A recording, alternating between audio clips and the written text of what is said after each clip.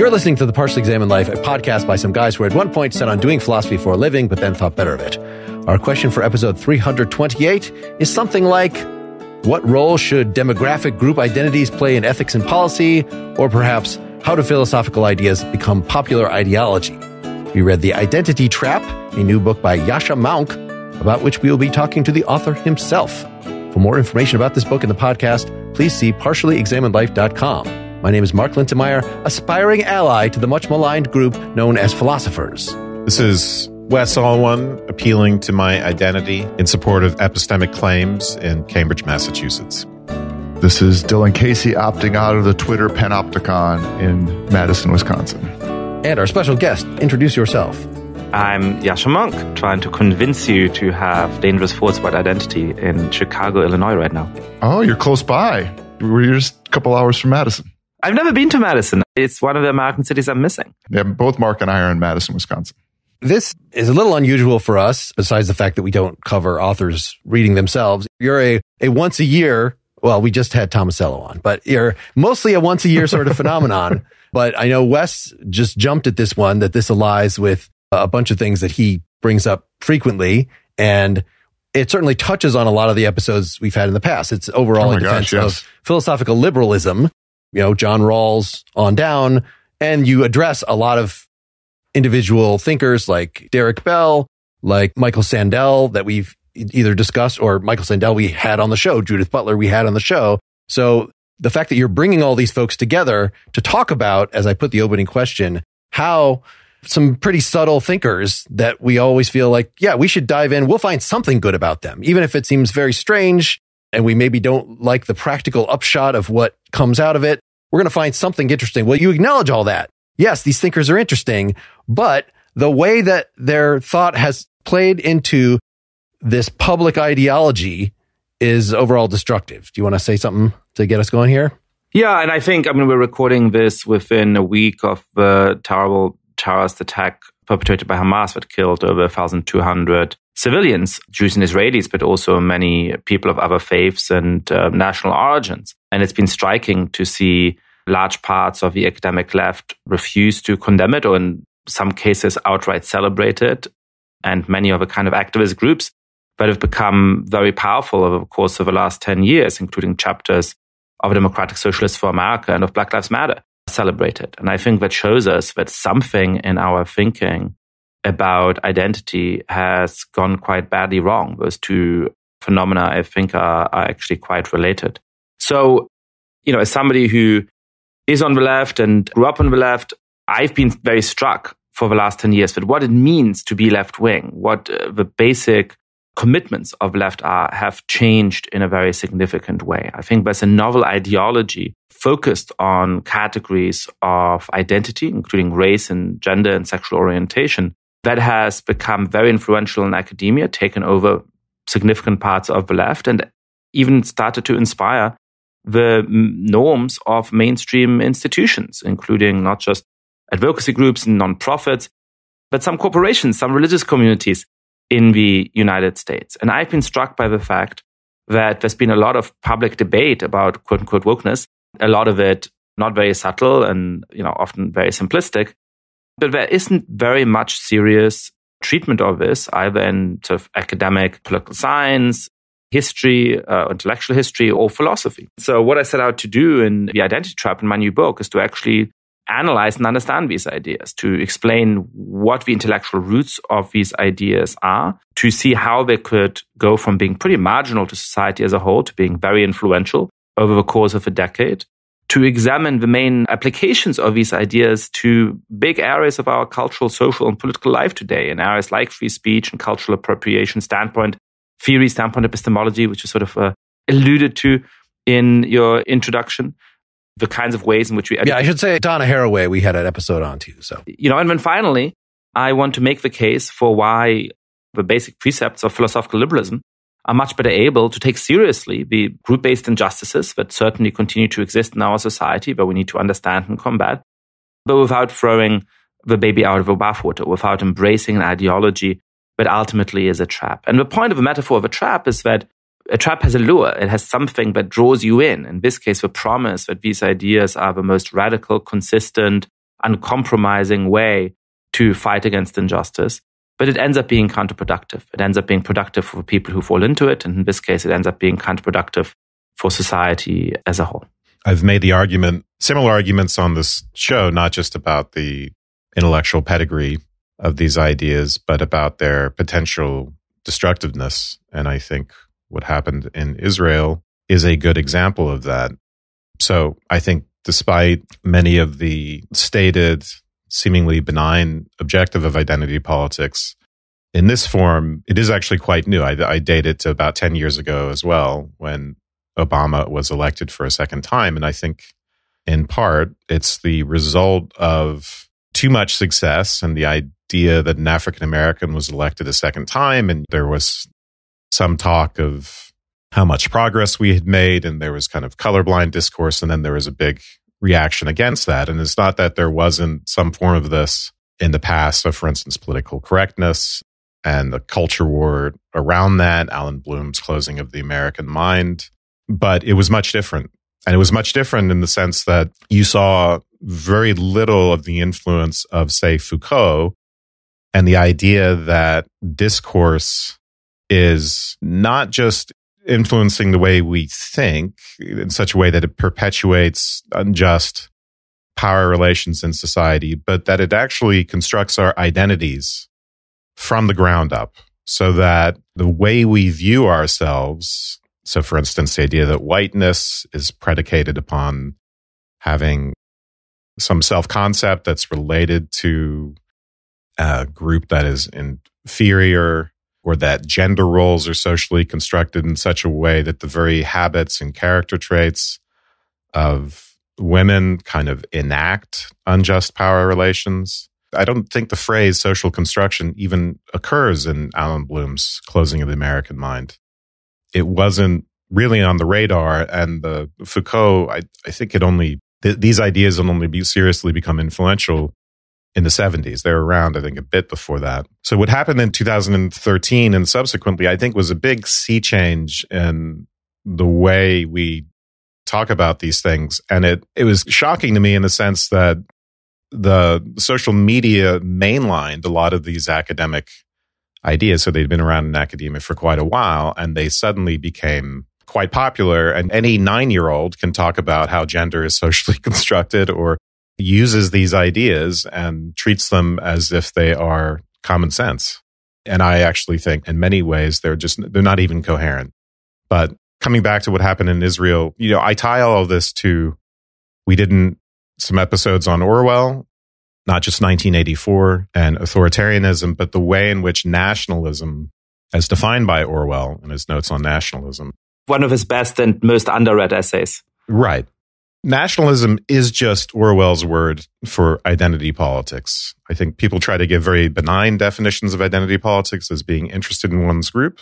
And Orwell makes that distinction in his essay between what he calls patriotism, when you're concerned with a kind of form of life, when you're concerned with the ways of one's particular identity group or identity unit, as Orwell calls it, and then nationalism, in which there's an interest not just in the preservation of the group and its culture, however you want to put it, but in the superiority of that group to others. And he defines nationalism broadly, right? So you can be a pacifist nationalist.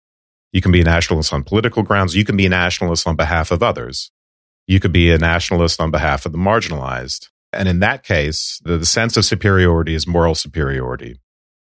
You feel superior to other groups, not based on typical nationalist discourse around belonging to a certain country and, oh, aren't we great? And don't we have such a great culture? But just, here are some victims. I identify with them, and their suffering gives them a certain moral status that's superior. And that moral status accrues to me by virtue of my sympathetic relationship to that group.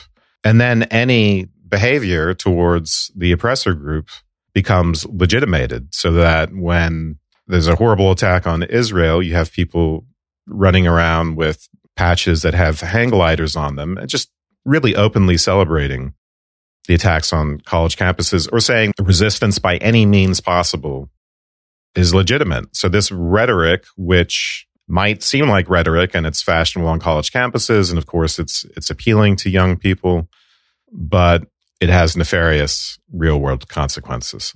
The way I think about that essay by Orwell, which is beautiful, is that the choice of the term nationalism is a little strange and it's misleading because it makes you think about, American nationalism, Italian nationalism, right?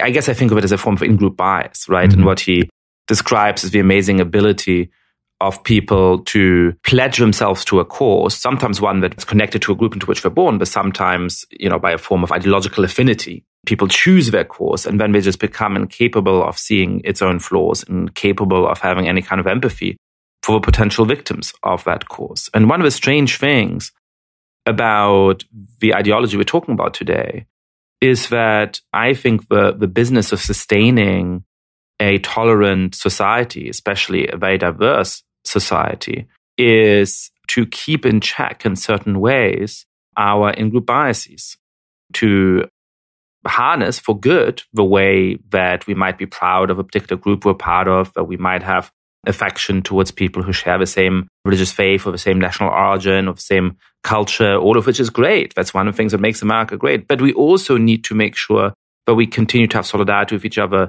beyond that we emphasize to people that they're not wholly defined and wholly consumed by those subnational identities, because otherwise we're not going to be able to sustain a nation in which we treat each other peacefully and have things like a welfare state that helps people and so on, right? And one of the strange things about this new left ideology is that it glorifies all of the worst instincts of nationalism that would be seen as a right-wing political force if it was at the level of Americans matter more than anybody else, and I can only truly understand an American, and that is the basis for my in-group bias. But once you go down a little bit and say, you feel that way about your particular ethnic group, about your particular religious group, about your particular group of national origin, then we're celebrating that as a great form of progress.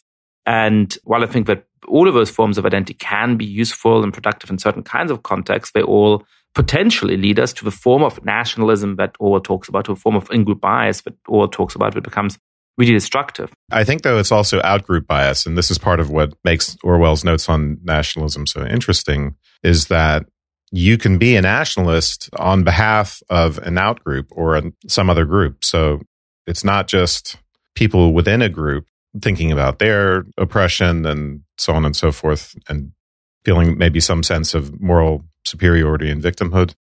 But I think a lot of this revolves around the way, say, for instance, academics of any race or identity group relate to other identity groups they consider marginalized. So we can make those identifications without actually belonging to the group. And they're predicated on emotions that seem perfectly altruistic, but have a nefarious underside to them. And this is, related to Nietzsche's critique on morality. In other words, you describe a trap. Part of the trap is pity. Pity can seem like empathy when, in fact, it's something else. I just wanted to go back for a moment to what you were saying about 2013 and Barack Obama and sort of what the moment is when this became appealing, and then what distinguishes it from earlier forms of left-wing thought. Kimberly Crenshaw, part of the ideology is something called critical race theory. And critical race theory is an interesting set of ideas that started to arise in American law schools in the 1970s and 1980s. It's worth taking seriously as, an intellectual tradition. But in our debate today, the way we talk about that subject is just really unhelpful. So on the right, some people call critical race theory wanting to teach kids about the history of slavery in the United States and being aware of the persistence of structural racism in the United States, right? But as a result, on much of the left and the mainstream, we've come to think of critical race theory, if you read the New York Times or listen to MSNBC, as just, wanting to think critically about the role that race plays in society and what could be wrong with that. And actually, when you go to the founders of critical race theory, you recognize how explicitly this is in opposition, not just to the mainstream political tradition of African Americans in the United States, but specifically to people like the civil rights leaders and Barack Obama. So Kimberly Crenshaw has this really interesting paper reflecting on the 20th anniversary of critical race theory in the early 2010s. And she precisely says, look, with Obama now in office, we have no public influence because Obama's philosophy is fundamentally at odds with the core tenets of critical race theory. And you go back to somebody like Derek Bell, really widely acknowledged as the founder of a tradition, He says he wants to overcome what he calls the defunct racial equality ideology of the civil rights movement. So I think one way of thinking about the difference, the shift that has happened on the left is the mainstreaming of certain conceptions that are rooted in postmodern thought and deconstructivism and so on. But I think another way of thinking about it is that, for most of American history, the dominant Black political tradition has been that rooted in people like Frederick Douglass and Martin Luther King, and then arguably Barack Obama, people who are very, very conscious of the deep injustices of their day, who are willing to call out their compatriots for the ways in which African Americans were treated in incredibly unjust ways, but who then insisted that we live up to the universal promises of the American founding, who said, you're hypocritical, as Frederick Douglass said, to say that all Americans are born equal and celebrate that as a lovely sentiment while people are still enslaved. But the answer is for you to live up to that standard, to actually treat African Americans as equals. That's what you should fight for. And the tradition that we're talking about, when it comes to race, but also when it comes to other issues like gender and sexual orientation and so on, explicitly rejects that universalism and says, no, the way to create a better society is to make how people are treated by the state and how we treat each other more explicitly depend on the kind of identity groups to which they belong. That's not completely unprecedented, but it always used to be the non-mainstream tradition. And it's become, in a strange way, the activist mainstream, the mainstream of parts of the left, and something that has more hold over mainstream institutions than it has had in previous periods of American history. So I think the account is really interesting, but I think that part of what I'd like to get into a little bit is both the history of the account and the way in which it's born out of a criticism of liberal democracy and liberal democratic philosophy that isn't handled well. And the way, one way I would put your book, Yascha, is a version of saying, well, look, liberal democratic philosophy is capable of handling this kind of criticism in the right way for the sake of society. And then there are a whole bunch of reasons why you would prefer it. Okay. And you summarize some of them. And I don't think that has changed, in the past 500 years since the sort of birth of liberal democratic philosophy, more or less, right? It's dealing with the same kinds of problems, this in-group, out-group business, this question of hierarchy. You have a great paragraph in there regarding the fact that liberal democratic philosophy is really a way to deal with hierarchy and claims of authority that are tribal, effectively tribal in one way or another. And it seems to me that the way you guys have been summarizing its characterization of identity politics is basically saying, look, it's tribal. It's tribal in the way in which it's always been problematic. In the same way, white supremacy is problematic. It's problematic in those ways. It ends up being that the question of authority is fundamentally not adjudicatable by the community as a whole. It's always has special claims. That way of thinking about governance, that way of thinking about intergroup relations involves there always being special claims that have explicit political authority within the group. And that's the problem. And to me, part of what we should get into, there's a really nice detailed sort of genealogy of this happening on the left that you present through Foucault and through critical race theory and so forth. But part of it is really the way in which that fundamentally skepticism. When I was doing political philosophy as an undergrad in the 80s, I read a lot of Foucault, I read a lot of Richard Rorty, I read a lot of Derrida. And one of my senior papers, I was big thing in Rorty, who I loved. I really loved reading Rorty, and I still do, was I wrote a whole paper where I was saying, in the end, what is it for? What is he for? And reading this reminded me of that experience, which amounted to the challenge with skepticism is that it doesn't tell you what it's aiming towards. And I think that that's the fulcrum there, is the way you present liberal democratic philosophy is it presents a for, a what are we going for? And there has to be a little bit more unearthing of the way in which it would deal with skepticism. Because one way I would put the criticism is that there is a skeptical reaction that is being taken as a fundamental claim about the nature of the world, when that skeptical reaction isn't that. It doesn't stand up to that level, even if it has something legitimate to say. That's really interesting. Yeah, I mean, I think the intellectual history of this is to a significant degree an attempt to harness a appealing, if exaggerated, skepticism towards the claims of liberal democracy. Exactly. To a more political, practical end, right? So it's really striking how little intellectual history has been done on this phenomenon. I mean, I think anybody who's sort of in academia or something knows that something important has happened over the last 10 years and nobody has done the damn intellectual history except for a few far-right polemicists who tend to claim that this is a form of cultural Marxism, which ends up just not making sense for two reasons. First, that Marxism is essentially about economic class. And so the claim that you can take economic considerations out of Marxism and stuff in these identity terms and get something meaningful is a little bit like saying that you take the bat out of baseball. It's just not very much left. That intellectual history doesn't actually give you the themes that social justice politics revolves around today. And so I sort of set out to write a new intellectual history of this, building on obviously some thoughts that other people had as well. And for me, really, the starting point is Michel Foucault.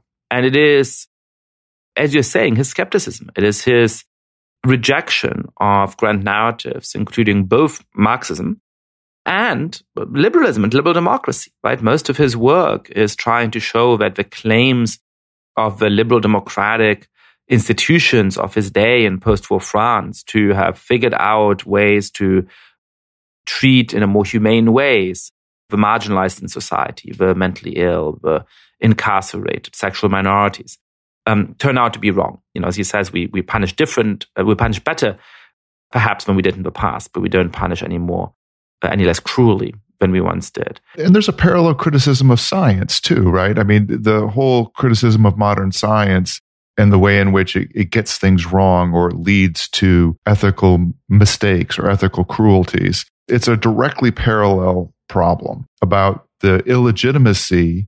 So undermining, saying there's something fundamentally wrong in the conceptual foundations of liberal democracy or modern natural science because of X, because it leads to the horrors of institutionalized psychology in the 1800s and 1900s, because it leads to X, Y, and Z. And I do think that part of it is, you characterize it as there are lots of fair criticisms. And I think that this is one of the challenges of these ideas is we have to have a way of talking about what exactly is the strength? How is liberal democratic philosophy robust to these kinds of criticisms that's going to make it be able to self-change, right? Because the criticism amounts to saying, well, you failed, right? You've missed something really important to the way in which people interact. Or look, you had a chance and you screwed up. That's the kind of criticism that's going on. Yeah, so we're talking a little bit between the intellectual history and the kind of substantive philosophical response. Yeah, sure. Just we can keep with the intellectual history that. But then let's get back to what I think is a really important question, which is what is the liberal response? And I think that question about whether our society has failed or not is at the emotional center of this debate. I think if you conclude, as people like Derek Bell have, that America in 2000 is as racist as it was in 1950 or 1850, if you believe, as some gay rights activist groups now do, that America is as homophobic in 2023 as it was in the year 2000 or the year 1950, then you're going to be very tempted by the remedy, which is to say, well, all of these ideas are terrible, throw them all out of a window, throw them on the ash heap of history, and let's start anew. You know, so I think one of the reasons why I think that idea is a trap, is a mistake, is that is a wrong representation of a world. That for all of the real problems we have today, we have made significant progress on important dimensions, including both race and tolerance for sexual minorities. But in terms of a history, there's this weird tension here in the skepticism, which is that Foucault starts sort of as a universal solvent, right? As you're saying, not just particular institutions of his day, but the very concepts of universal truth, of neutral rules, even the concept of stable identity categories, right? Foucault, in our terms, is a homosexual, a man who has sex with men, but he doesn't like that label because he thinks it's too essentializing, it's too simplifying to the variety of sexual experience. And he has a concept of power, which makes it very hard to imagine how you might make political progress, because he doesn't think of it as being top-down, but rather as something that inheres in discourses. And we are exercising power right now through this conversation. And any attempt to disrupt this discourse is just going to lead to a new discourse that's going to be just as constraining and in some ways just as unjust, right?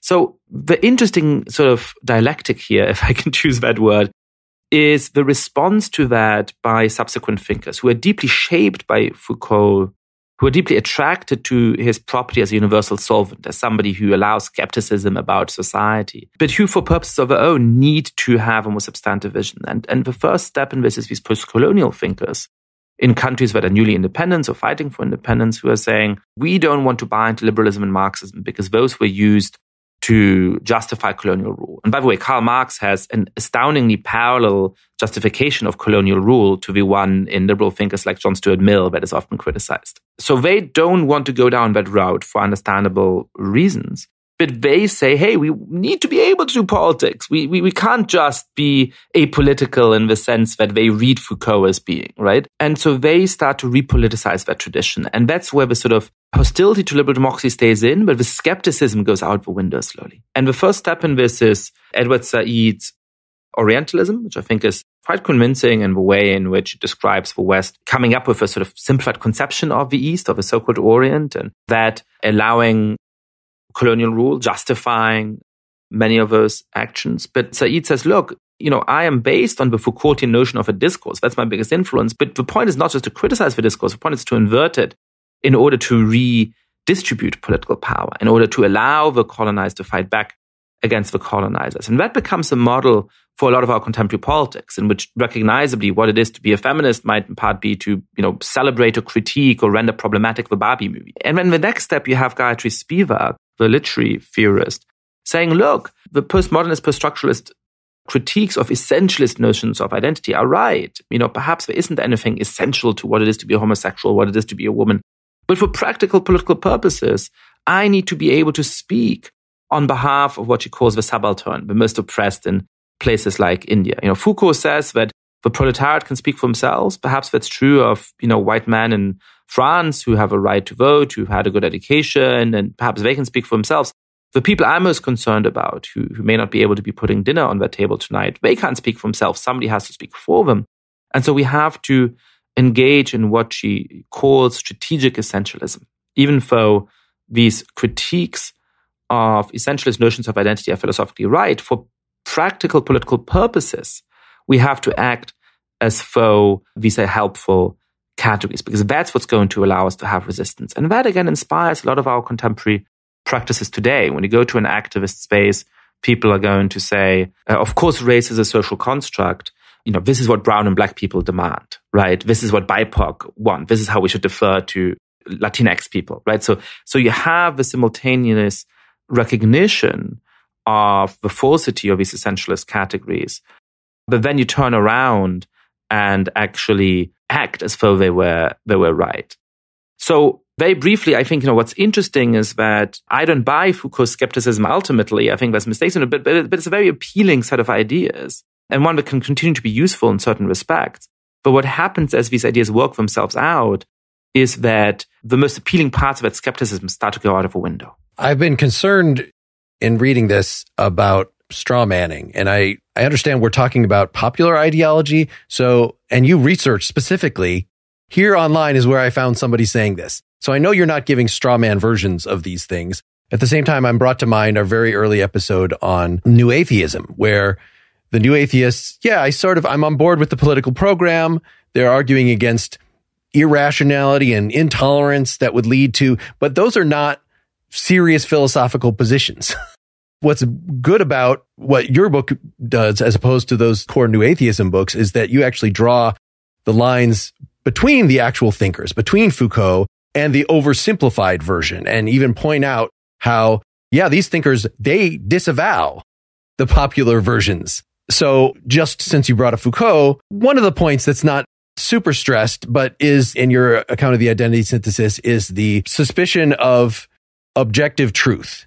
And I wonder, right, Foucault is arguing against grand narratives, and that includes Marxism, that includes liberalism, as giving a picture of, we're just constantly progressing toward more freedom. This picture that was in Kant, it was in Hegel in some way. And I think, it's entirely appropriate to be suspicious of grand narratives, but I don't see, and again, we're not reading any direct Foucault to see where that would actually play into suspicion about objective truth, such that this could be operationalized in policy oh, I'm just stating alternative facts, that kind of thing, such that there could really be doubt about, will this policy work or not? And someone actually responding, well, from my perspective, I just don't see, if we say that one of the objectionable things about the identity synthesis is being dubious about objective truth, is that really something that is seriously put forward by people in a way that it has to be countered? It seems like it is built into language itself, back to Aristotle, right? That you believe in the principle of non-contradiction. One cannot really, even if you say, per Haraway's standpoint theory, a particular program, right? People can be overly confident about their knowledge of the truth. We should have practical skepticism, but to extend that to a total skepticism about the very possibility of objective truth seems something that is not even worth fighting against. It's such a stupid view. But I think that's a very influential view. And I wouldn't use the word skepticism, which I think is focused on the idea that even though there is a truth, we have a problematic relationship to it, and we may not ever be able to find it fully. We may make progress towards the truth, but we're always falling short. And relativism, the idea that there is no such thing. And I think historically it's had enormous influence. That's why Plato is so interested in arguing about it. That's why Aristotle wants to write a chapter on non-contradiction. People like Protagoras and the sophists were very fond of that idea. And we come up in very influential people like Lecoeur, for instance.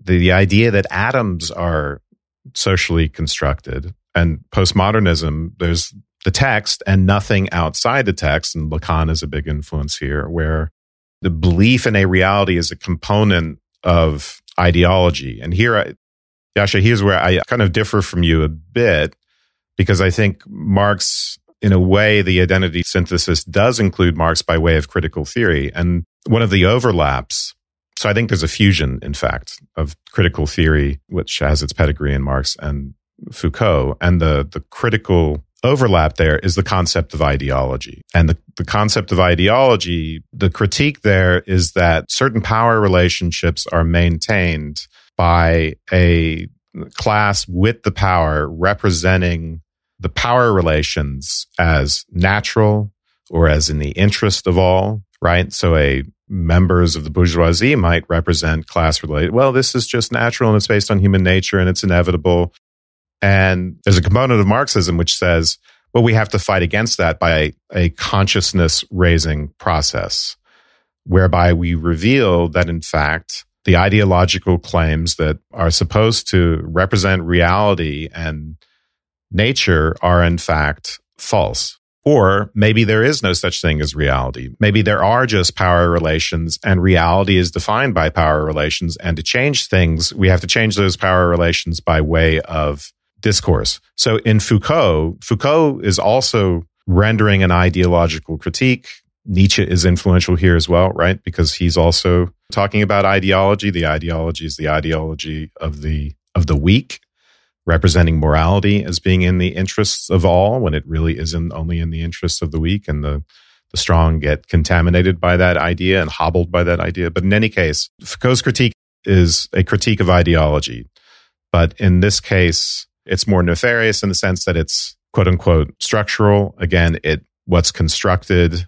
So discourse does something. It constructs. What does it construct? It constructs identities. So it's not even just a matter of brainwashing, say, the proletariat into thinking something. It becomes very deeply embedded. And then you see some of the remedies are, in fact, quite similar. Conscious raising in the case of critical theory, and in the case of contemporary identity politics or the identity synthesis, the remedy is supposed to be that we reconstruct, we do things differently with regard to discourse by regulating discourse from on high. And I want to just say one more thing. So I think against Mark, I think there is a strong relativist strain in all this and denial of objective reality because, at least in some quarters, because there's an overemphasis on the ideological critique where some ideology represents something as being real that's not real. And maybe nothing is real. So that's the idea. I completely accept the tension between say, contemporary Marxists in identity politics. I know many Marxists and socialists, including libertarian socialists a la Orwell, who hate identity politics from the standpoint of socialism because they're focused on class relations. And they think identity politics is a distraction because it can be used by the bourgeoisie, right? It can be used by privileged people to say, well, I'm oppressed as well. I know I'm the vice president of this corporation, but I belong to a certain oppressed identity group. Therefore, I'm oppressed. It becomes a fig leaf. So the socialist critique that identity politics itself becomes an ideology that props up the power relations, props up the power of the bourgeoisie.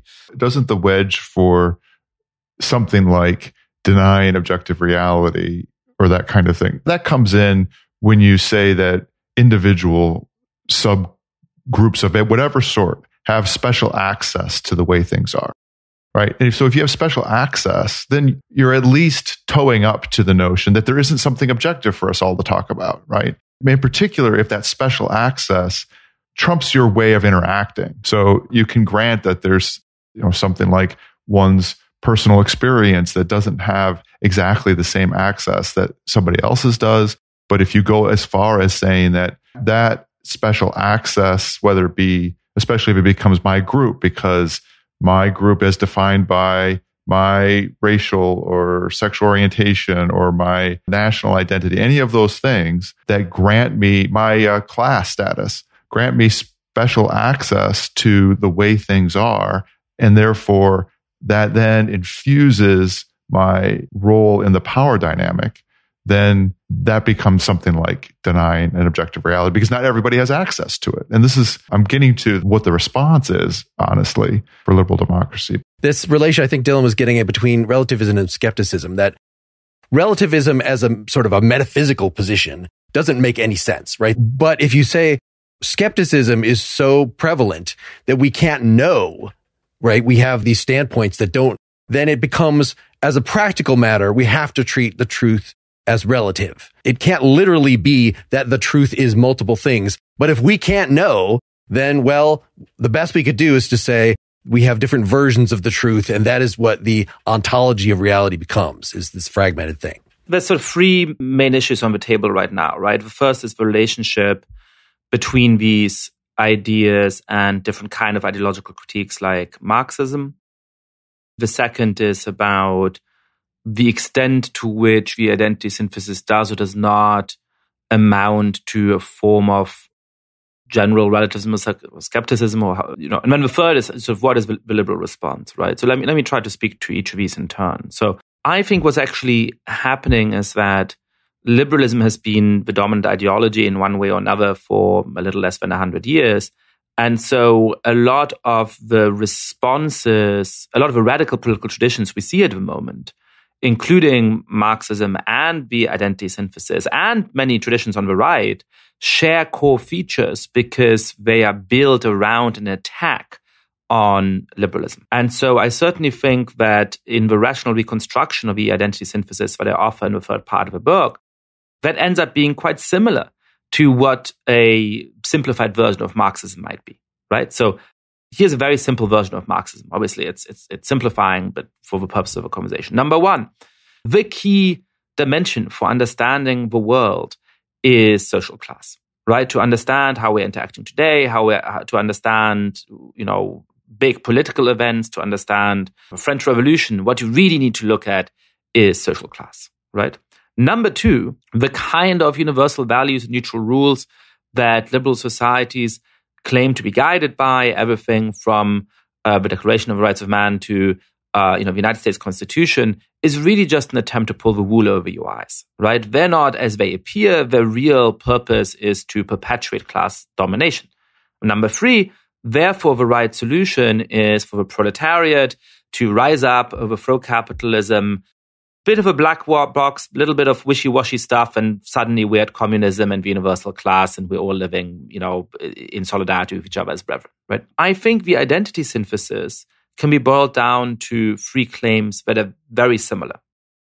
Number one, the key way to understanding the world is identity categories like race, gender, and social orientation. And to understand this conversation and to understand recent American history or to understand big historical events, what you really need to look at is those identity categories, right? Number two, the American Constitution, all of these nice universal values around the world, that's just an attempt to pull the wool over your eyes. They really try to perpetuate forms of racial and sexual and other discrimination. That is their true purpose. And therefore, number three, here comes in an interesting difference. We need to rip up those ideas, rip out those values, rip out those documents. So far, so good. That's similar to Marxism. But the universal promise has interestingly gone away. There isn't an image of a universal class or universal race at the end of this process. In fact, the thing that is most provocative to many members of this tradition is thinkers like Karen and Barbara Fields, who say if race has done such damage in American history, perhaps the solution is to just abandon it as a category of analytical thought and aim for a society in which race structures as little as possible. They say, no.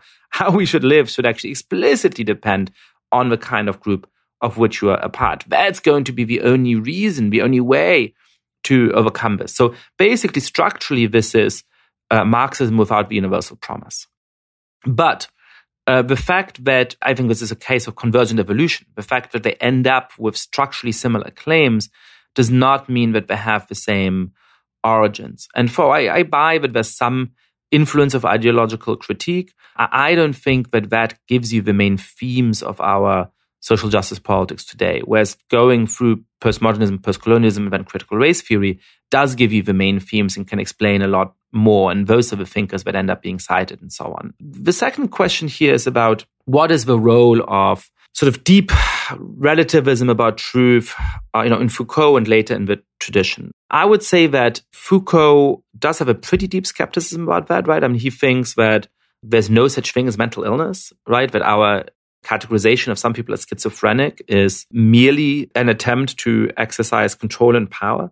And he becomes very active in trying to free people from mental institutions and so on. Some of it is for the good, but really on the assumption that there's no such thing as mental illness. So I think there are certain ways, and Foucault certainly overshoots this. Part of the tradition is then influenced by post-structuralists like Derrida, who go much further than Foucault. So Foucault standing here is subtle. The other thing I would say is that the way in which this skepticism ends up influencing this tradition is selective, right? So I think they don't have the absolute position. They end up saying all of the claims that people within liberal democracy make, ideological claims that are wrong-headed. So Mary Matsuda, one key critical race theorist, says that we have to reject legal claims of neutrality, objectivity, colorblindness, and meritocracy. So you see how she sort of starts off with a general, there's no such thing as neutrality, there's no such thing as objectivity, but really the target ends up being colorblindness and meritocracy. Richard Delgado, another influential legal theorist who wrote the widely cited Introduction to Critical Race Theory, say liberal democracy and racial subordination go hand in hand, right? So he starts to redefine at least one tradition that makes claims to something like universal validity as actually just being cover for that form of racial subordination. And then there's decolonial theorists like Chola Sandoval, who says that the core of decolonial theory consists of a disavowal of Western rationality. Now, she says Western rationality, not rationality as a whole. But again, it is a sort of quite deep-going rejection of those ideas. But what's interesting is that rather than being a deeply skeptical tradition, in the place of this, as these ideas play out, you then end up getting these very simplistic claims about truth, right? So they get reinfused with ideas that absolutely are claims to truth, right? You get people like the politician Ayanna Pressley, who's a representative in the House from Massachusetts, saying, I don't want any more black politicians who are not a black voice. I don't want any more brown politicians who are not a brown voice. I don't want any more queer politicians who are not a queer voice, right? So in a weird way, the rejection of one way of thinking about truth and rationality as, allowing us to have interpersonal communication, then ends up with a vast truth claim in the background of there is such a thing as a black voice, and we can determine what a black voice is. And black politicians are either right or wrong in voicing that black voice. So I agree with you that the tradition becomes politically influential at the point at which it gets rid of some of that skepticism. And that's something that some of the more sophisticated theorists understood and warned about. So Spivak, who comes up with the idea of strategic essentialism, starts to fret and worry later in her life that her concept had become what she calls the union ticket for a much more vulgar form of essentialism. And she ends up in a nice quip sort of saying, I really worry about the humorlessness or the identity Wallace at American University. Yeah, this union ticket notion, I just want to point out that a lot of this language ends up being loyalty language, right? It ends up being, it's a kind of partisanship that is, broadly speaking, that the way in which you end up having to, you fall back into this tribalism is like, what is the test that you are a member of the group and that you can speak for the group? Because you have to come up with rules for it, right? And you talk about this a little bit. There's just deep problems in a criticism of a really strong identity politics, one where you make claims that, well, only people that are members of the group can speak for the group, is it becomes a problem of, well, who counts as a member of the group? And then it very quickly becomes, what is the loyalty test for that you are the authentic member? It's exactly the kind of problem that has plagued politics and political institutions in the development forever. And I do think that the liberal democratic structure in response to this, in response to trying to deal with, have the right kinds of institutions and right kinds of objectives so as to deal with myriad components that do not promote a single right way of thinking just for them, but do promote a kind of objective that they have to be part of. This goes back to Spinoza. That response ends up being very popular. So I liked your intellectual history because it made me think a little bit like, well, we've seen this before. So I want to address some of that. Before I do that, I want to make a correction because I think I was trying to reference Latour when it came to saying atoms are socially constructed and all that. And I think I said something like Liqueur or Ricoeur. I mixed two names, Ricoeur and Latour. So Latour is the guy. But in any case, in case people are confused, and also because if I don't correct that, I'm going to hear about that. I'm going to hear that for another decade. I still get emails about how Camus didn't die in a motorcycle accident. In fact, we should take down that episode and just edit that out. So I stopped. No, you say in that episode, 2 minutes later, you correct yourself, but yet we still get people that throw down their device and email us right before finishing the episode. I mean, that's a sign of how loyal your listeners are and how engaged they are. You should be pleased every time you get that email. I want to say something about standpoint theory, because this is something I've thought about a lot and written about a bit. And Mark and I had a debate which kind of addressed this a little bit. We're having a debate about the concept of representation. This I thought was very insightful when someone says, we don't want to hear just from Black people. We want to hear legitimate Black voices. I think this is always where it inevitably breaks down, but I don't think that the people who deploy these concepts realizes it breaks down. Because if you were to ask them, well, how do we determine who the authentic Black voices are and who aren't? Which Black voices are authentic and which Black voices are not authentic? I think their go-to response to that always implicates the concept of identity. Well, you have to listen to this group, you have to listen to that group, or you have to listen to this person. I don't think they're very self-aware about the fact that the argument is self-contradictory in the sense that one always reaches a point at risk of circularity where you have to appeal to independent standards to figure out which voices authentically represent their identity and which voices don't. And once you appeal to independent standards, it's no longer a matter of deference to a group. Anyone can have that conversation. Anyone can have a conversation about, because now we're talking about objective reality.